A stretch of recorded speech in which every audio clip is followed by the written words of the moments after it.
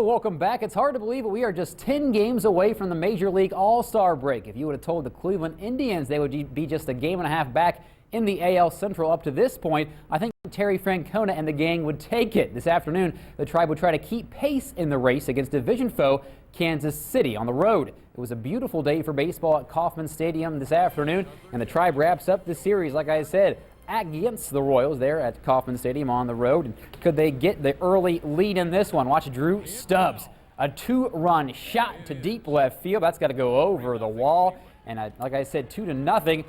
The Indians on top early off of James Shields. He had a little bit of a rough go early through the first 5 innings in this one. Now top of the 6th, more Stubbs again with a single to center, and that will score 2 more, including Mike Aviles and Carlos Santana. 5-0. The Indians are on top. It looks like the rout is on there in Kansas City, but not so fast, my friend. This is Ubaldo Jimenez from the mound over to Lorenzo Cain, and Cain knocks a grand salami, brings in all 4 runs, and all of a sudden it's a 5-4 ball game. Just like that, the lead evaporates. My goodness, if you're an Indians fan, you know what we're talking about here. You've been there, done that. Bottom of the 8th inning now. Salvador Perez doubles it over just inside the fair line. 3-run scores, clears the bases there, 10-7, and that is going to be your final as well. Cleveland falls. They blow a big lead. They're now a game and a half back from Detroit. Detroit won against Toronto today. Let's go to Pittsburgh now for the grudge match between the Pirates and the Phillies as they wrap up the Battle of Pennsylvania this afternoon. Early on, bottom of the 3rd inning here with Andrew McCutchen. Squeezes it just by Jimmy Rollins there at shortstop, and that will clear the bases again. Takes a 2-0 lead there, and the Buccos feeling good about themselves. There's about 29 games away from 500, and fans are fired up. Top 5 now. This has been Revere. Got to hit this one right into center field. Got to plop that down, and watch the throw by McCutchen. Ooh, that was way off the mark there. He'd like to have that one back, and that will score 2-1. The Pirates still on top, but Revere would advance all the way to third base on the bad throw from McCutchen. Now try to take advantage of it here with Carlos Ruiz. Lines that one to center field for another single there. 4-2. The Phillies now capture the lead now. Bottom of the 8th inning we go now for Garrett Jones, and the Buccos trying to get back in it offensively. Gets that one to go, drops, and watch this. Got to be a play at the plate. Oh, not so much. That's got to go right in there, and the Buccos cut to 6-3. And now coming in for the save will be Jonathan Papelbon. Could he get it done for the men in red?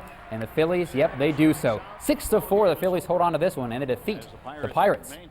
Well, we are less than 2 weeks away from the year's 3rd major on the PGA Tour, the British Open, which returns to Murfield Country Club in Scotland for a true test of links golf. So it's crucial that players get their final tune-ups at Greenbrier this weekend, where their short game is an equal priority. To the hills of West Virginia we go at the old white TPC course. A beautiful day for golf. Players also chasing one of the biggest purses on the tour. A lot of money out there on the line. And watch this. 3 lefties in the same group right there. Phil Mickelson, Bubba Watson, and defending champion Todd Potter there. But they were not among the leaders after your first round. Is Kenny Perry, 52 years old, but he's still got it right there.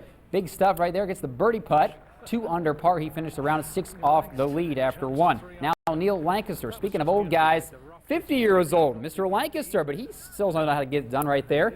Chips that one in off the green. Nice little birdie putt, and boy, he was the man. That's the shot of the day. He's 5 under par, 3 off the lead, which is 8 under par. Now Phil Mickelson, lefty, talking about one of those left-handed players on here, the par 4 10th hole.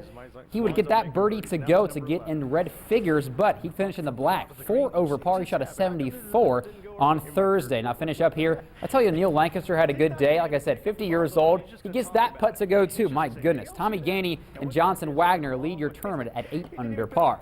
Let's go to the NBA now, and the Cleveland Cavaliers have finally found the power forward they have so desperately needed. Earl Clark verbally committed to a 2-year deal today, reportedly worth $9 million. Clark played for the Lakers last year and was thrust into the starting lineup after several injuries in their lineup. Clark will get a chance to play both forward positions there in Cleveland under head coach Mike Brown, whom he played under briefly there in Los Angeles. The Cavaliers can officially sign Clark on July 10th when the free agent moratorium is lifted.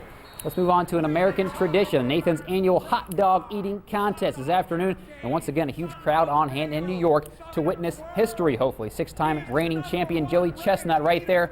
He would try to break his own record, and he did so. 69 hot dogs he ate in 10 minutes, folks. He set the new world mark. He had 68 last year, beat it by 1. It's his 7th straight Nathan's title. On the women's side there, Sonia Thomas. Well, he's just gorging those down there. Thomas ate 36 3/4 hot dogs to win for her third straight year. All in all, Chestnut consumed over 20,000 calories and gained around a half a pound a minute over that 10 minutes. Wow. Let's finish up with the sights and sounds across the major leagues today, celebrating our independence. To start off with the nation's capital at Nationals Ballpark, a giant American flag in the shape of the USA was paraded onto the field. They're pretty cool stuff, and they also supported 4th of July uniforms to the players there on the national squad. Completed off with the Stars and Stripes, and guess who also was in attendance today?